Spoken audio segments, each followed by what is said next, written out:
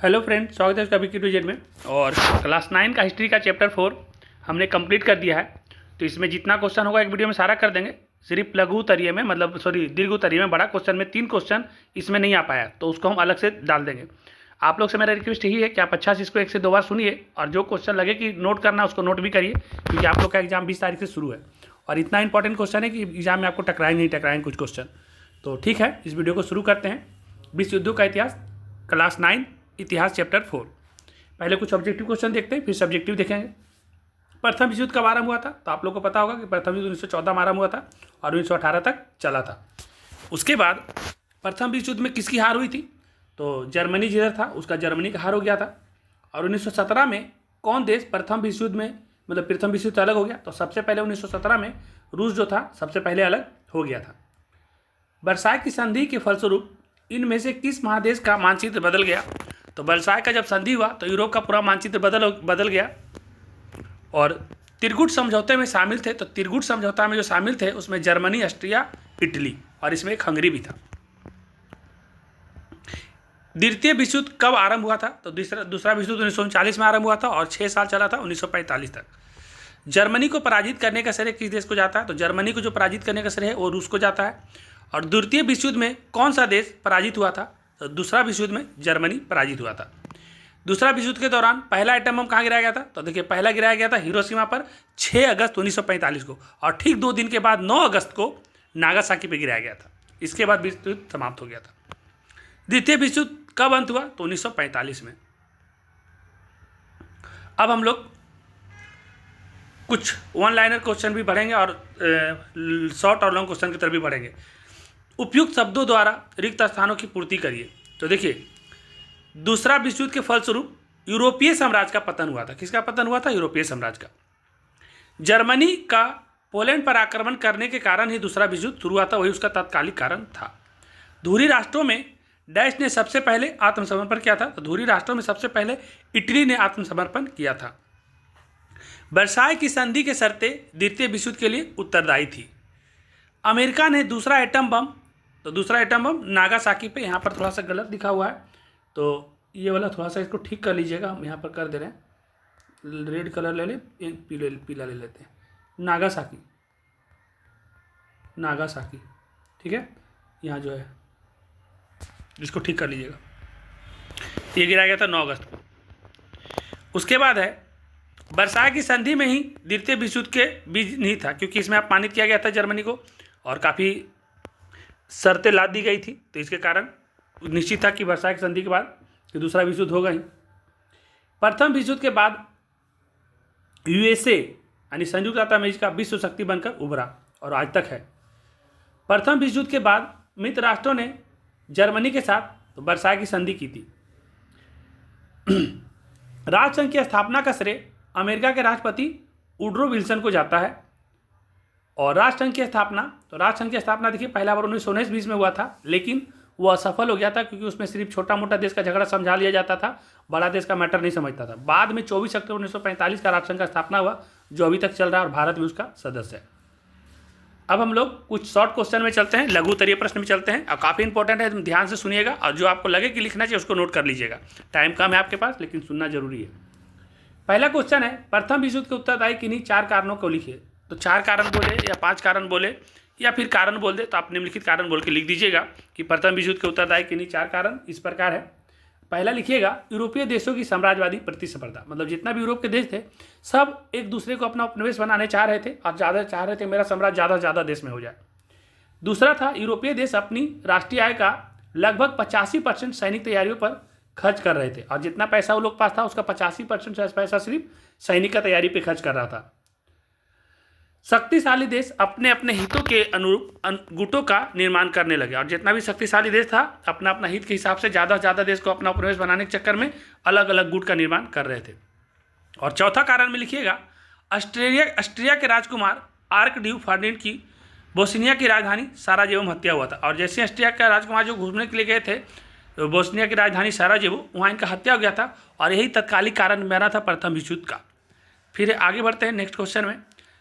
त्रिगुट यानी कि triple alliance तथा त्रिदेशीय संधि यानी ट्रिपल इंटेंट में कौन कौन से देश शामिल थे और इन गुटों की स्थापना का उद्देश्य क्या था?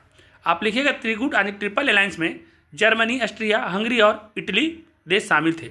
इस त्रिगुट के विरोध में फ्रांस, रूस और इंग्लैंड ने भी मिलकर त्रिदेशीय संधि बनाया। अब इसी का विरोध में क्या हो गया कि अलग अलग जो बड़ा देश था वो लोग भी बना दिया त्रिदेशीय संधि, यानी उसको बोलते हैं ट्रिपल इंटेंट बनाई। इन गुटों के स्थापना का मुख्य उद्देश्य साम्राज्यवादी लिप्सा जैसे अपने स्वार्थ को केंद्र में रखकर आगे की रणनीति तय करना तथा अपने हितों का रक्षा करना, इसलिए ये दोनों गुट बना लिया। नेक्स्ट क्वेश्चन है शॉर्ट में, प्रथम विश्व युद्ध का तत्कालिक कारण क्या था? आप लोग लिखिएगा कि 28 जून 1914 को ऑस्ट्रिया हंगरी के राजकुमार आर्कड्यूक फर्डिनेंड की बोस्निया की राजधानी साराजेवो में हत्या कर दी गई थी। ऑस्ट्रिया ने इस घटना के लिए सर्बिया को जिम्मेदार ठहराया और सर्बिया के समक्ष मांगे रखी, लेकिन सर्बिया ने स्वीकार करने से मना कर दिया। इसके बाद 28 जुलाई 1914 को ऑस्ट्रिया ने सर्बिया के खिलाफ युद्ध की घोषणा कर दी। इसी के साथ प्रथम विश्व युद्ध आरंभ हो गया। नेक्स्ट क्वेश्चन है, सर्व स्लाव आंदोलन का क्या तात्पर्य है? आप लोग लिखिएगा सर्व स्लाव आंदोलन का मतलब था कि यूरोप के सभी स्लाव जाति के लोग एक हैं तथा स्लाव जाति के आधार पर एक राष्ट्र का निर्माण करना चाहते थे। मतलब सर्व स्लाव आंदोलन इसीलिए हुआ था कि जितने भी स्लाव जाति के लोग थे वो चाहते थे कि हमारे जाति के नाम पे एक देश का निर्माण हो, इसी के चलते आंदोलन हुआ था। नेक्स्ट क्वेश्चन है, उग्र राष्ट्रीयता प्रथम विश्व युद्ध का किस प्रकार एक कारण था? तो देखिए लिखिएगा 19वीं शताब्दी के बाद तक यूरोप के देशों में राष्ट्रीयता का संचार उग्र रूप से होने लगा और समान जाति, धर्म, भाषा और ऐतिहासिक परंपरा के लोगों ने एक साथ मिलकर अलग देश का निर्माण चाहते थे। नेक्स्ट क्वेश्चन, नेक्स्ट पॉइंट, तुर्की जो था वो साम्राज्य अपना विस्तार करना चाह रही थी। ऑस्ट्रिया हंगरी अपना साम्राज्य विस्तार के प्रयास में थी। स्लाव जाति के लोग अपना एक अलग राष्ट्र का निर्माण चाह रहे थे और जर्मनी सर्व जर्मन आंदोलन का लक्ष्य बाल्कन प्रायद्वीपीय क्षेत्र तक जर्मन साम्राज्य का विस्तार करना था। ये पांचवा क्वेश्चन का आप थोड़ा सा लिख लीजिएगा, क्योंकि हम थोड़ा सा सोच रहे जल्दी जल्दी आपको खत्म करते तो हम थोड़ा बहुत ज़्यादा एक्सप्लेन नहीं कर पाएंगे। छठा क्वेश्चन है कि द्वितीय विश्व युद्ध प्रथम विश्व युद्ध की ही परिणति थी कैसे? तो आप लोग लिखिएगा कि दूसरा विश्व युद्ध प्रथम विश्व युद्ध का ही देन है। बोलेंगे कैसे? क्योंकि प्रथम विश्व युद्ध के बाद जिस तरह से पराजित राष्ट्रों को, जो राष्ट्र हार गया था, उन लोगों को वर्साई तथा पेरिस की संधि का निर्णय थोपा गया था तथा उनका अपमान किया गया था और इससे यह स्पष्ट था कि अगला विश्व युद्ध होगा। यहाँ स्पर्श को स्पष्ट कर लीजिएगा, यहाँ पर जहाँ पर देखिए हम एक जगह थोड़ा सा लगा दे रहे हैं, क्योंकि कभी कभी हो जाता है लिखने में, तो इतना टेंशन लेने की जरूरत है नहीं। ये जो लिखा हुआ है ना, ये वाला यहाँ पर स्पष्ट लिख लीजिएगा, है ना, स्पष्ट था कि दूसरा विश्व युद्ध होगा ही। तो यहाँ पर थोड़ा सा ठीक नहीं लिखा, उसको ठीक कर लीजिएगा, अगला विश्व युद्ध होकर रहेगा और हुआ भी। नेक्स्ट क्वेश्चन है, द्वितीय विश्व युद्ध के लिए हिटलर कहाँ तक उत्तरदायी था? देखिए दूसरा विश्व युद्ध के लिए हिटलर कहाँ तक उत्तरदायी था? तो आप लिखिएगा प्रथम विश्व युद्ध के बाद यूरोप के जर्मनी देश में हिटलर के नेतृत्व में नाजीवादी का उदय हुआ।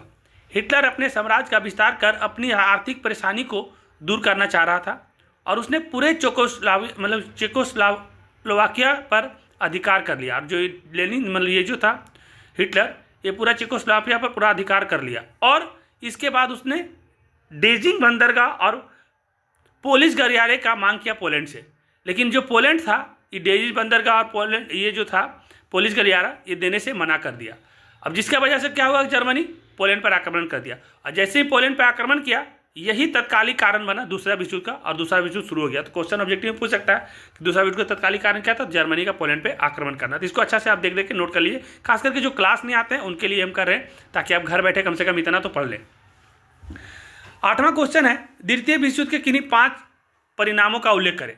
तो 5 परिणाम बोला तो आप 5 ही लिखिएगा, ऐसे आप इसका परिणाम बहुत ज़्यादा भी है तो आप लिख दीजिएगा द्वितीय विश्व युद्ध के परिणाम निम्न प्रकार इस प्रकार है। पहला लिखिएगा, यह इतिहास का सबसे विनाशकारी युद्ध था। दूसरा विश्व युद्ध था पूरा दुनिया का सबसे विनाशकारी युद्ध था और पूरा इतिहास में ऐसा युद्ध द्वारा कभी अभी तक हुआ नहीं और न होगा, जिसमें व्यापक धन जन की हानि हुई थी। उसके बाद दूसरा, यहाँ पर 5वां जगह नहीं था तो यहाँ पर लिख दिए, तो पहले दूसरा पढ़ लीजिए कि फ्रांस, इंग्लैंड और जर्मनी जैसे मुख्य यूरोपीय शक्ति का ह्रास हुआ, यानी कमी हुआ, उनका शक्ति घटा और रूस और अमेरिका की शक्ति में वृद्धि हो गया। तीसरा था यूरोपीय श्रेष्ठता का अंत होने के बाद उनके उपनिवेश जैसे भारत, श्रीलंका, बर्मा, अफ्रीकी देशों ने स्वतंत्रता पाई। चौथा है इसके बाद 24 अक्टूबर 1945 को संयुक्त राष्ट्र संघ की स्थापना हुई।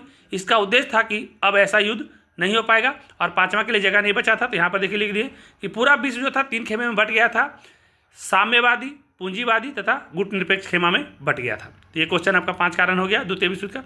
अब नेक्स्ट क्वेश्चन आइए, तुष्टीकरण की नीति क्या है? आप लिखिएगा, जब किसी देश या समुदाय से सीधे संघर्ष से बचने के लिए, उसे खुश करने के लिए या उससे कोई काम निकलवाने के लिए जब उसे विभिन्न प्रकार के रियायतें दी जाती है तो यह एक तुष्टीकरण की नीति कहलाता है। और 10वां क्वेश्चन है, इस क्वेश्चन का लास्ट क्वेश्चन होगा कि राष्ट्रसंघ क्यों असफल रहा? तो आप लिखिएगा कि 1919 में पेरिस शांति सम्मेलन के दौरान यहाँ लिखा है, वहाँ दौरान कर लीजिएगा, कभी कभी लिखने में हो जाता है, तो आप इसको माइंड नहीं करना है, ये नहीं सोचना है कि क्या क्या लिखा हुआ है, आप इस सब चीज़ को समझना है। दौरान होगा, इसको लिखना है दौरान, है ना, दौरान। लीग ऑफ नेशन राष्ट्रसंघ का निर्माण हुआ था, जिसमें सभी सदस्य देशों ने भविष्य में युद्ध को रोकने के लिए शांतिपूर्ण विवादों का निपटारा, सैन्य निशस्त्रीकरण, सामूहिक सुरक्षा, एक दूसरे की राजनीतिक स्वतंत्रता तथा प्रादेशिक अखंडता का वादा किया था। राष्ट्रसंघ ने छोटे छोटे देशों के मामले में तो आसानी से झगड़ा उसका सुलझा दिया करता था, मगर बड़े राष्ट्रों के मामले में उसने अपने आप को अक्षम पाया, मतलब बड़ा राष्ट्र का झगड़ा बड़ा राष्ट्र को संभाल नहीं पाया।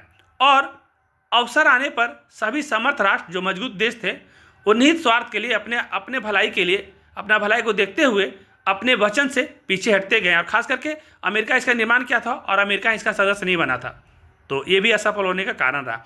अब देखिए दीर्घ उत्तरीय में हमको 2 क्वेश्चन यहाँ से कर दे रहे हैं और 3 क्वेश्चन का PDF बना के दे रहे हैं, मतलब PDF नहीं बना के देंगे हम, उसको 3 क्वेश्चन को आपको अच्छा से प्रिंट करके दे रहे हैं।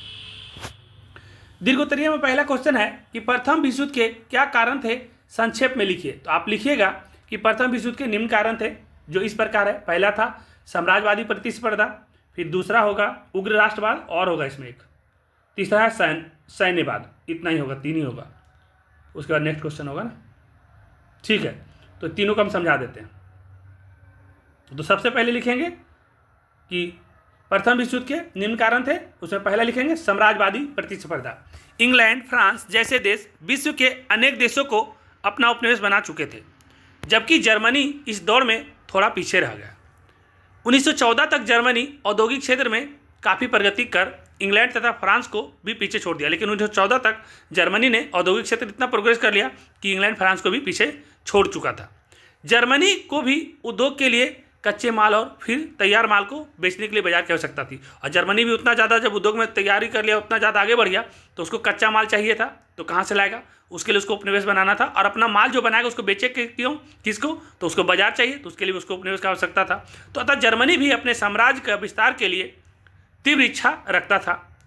और दूसरा यही कारण हुआ उग्र राष्ट्रवाद। 19वीं शताब्दी के उत्तरार्ध यानी 19वीं शताब्दी के बाद तक यूरोप के देशों में राष्ट्रीयता का संचार उग्र रूप से होने लगा।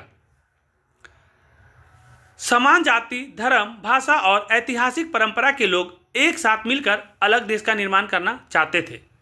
सर्व स्लाव आंदोलन तथा सर्व जर्मन आंदोलन इसका मुख्य उदाहरण है। और तीसरा था सैन्यवाद। यूरोपीय देश अपने कुल राष्ट्रीय आय का लगभग 85% सैनिक तैयारियों पर खर्च कर रहे थे। जल सेना के क्षेत्र में शुरू से ही इंग्लैंड शक्तिशाली था, लेकिन 1912 में जर्मनी ने इम्पेटर नामक एक विशाल जहाज बनाकर इंग्लैंड को भी नीचे दिखा दिया। और चौथा गुट का निर्माण हुआ। उस वक्त यूरोपियन देशों 2 गुट में बटे हुए थे। एक तो था त्रिगुट यानी triple alliance, Germany, Austria, Hungary और इटली देश शामिल थे। इसे त्रिगुट विरोध, इसी के विरोध में एक त्रिगुट बना था, त्रिदेशीय संधि। उसमें फ्रांस, रूस, इंग्लैंड बड़ा बड़ा देश थे। त्रिदेशीय संधि बना था, ट्रिपल इंटेंट बनाई थी। इन गुटों की स्थापना का मुख्य उद्देश्य था साम्राज्यवादी लिप्सा जैसे समान स्वार्थ को केंद्र में रखकर आगे की रणनीति तय करना तथा अपने अपने हितों की रक्षा करना। और दूसरा क्वेश्चन है प्रथम विश्व युद्ध के क्या परिणाम हुए? तो आप लिखिएगा दूसरा क्वेश्चन का कि प्रथम विश्व युद्ध के क्या परिणाम है। पहला क्वेश्चन यहाँ पे खत्म हो गया है, अब दूसरा क्वेश्चन में हम लोग आएंगे। और 2 क्वेश्चन करके इस वीडियो को समाप्त करेंगे और उसके बाद आपका और भी जो क्वेश्चन है उसको हम अलग से एक एक करके ला देते हैं। तो प्रथम विश्व युद्ध के क्या परिणाम हुए, तो आप लिखिएगा प्रथम विश्व युद्ध के निम्न परिणाम हुए या परिणाम इस प्रकार हुए। पहला था कि अंतर्राष्ट्रीय शांति के लिए अमेरिका के राष्ट्रपति वुडरो विल्सन द्वारा लीग ऑफ नेशन की स्थापना हुई।